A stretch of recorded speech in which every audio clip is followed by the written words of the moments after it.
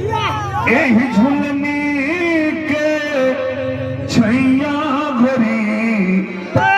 हम जिंदगिया बिताई देबो एही झुलनी के छैया भरी हम जिंदगिया बिताई देबो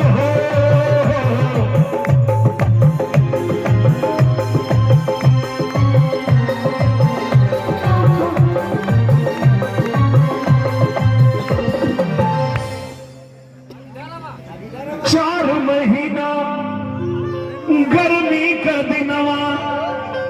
4 महीना गर्मी का दिनवा अचुए न देवे पसीनवा घरी ध्यान रखिया जितना दुल्हा लोग आज बियाह भर छुए न देवे पसीनवा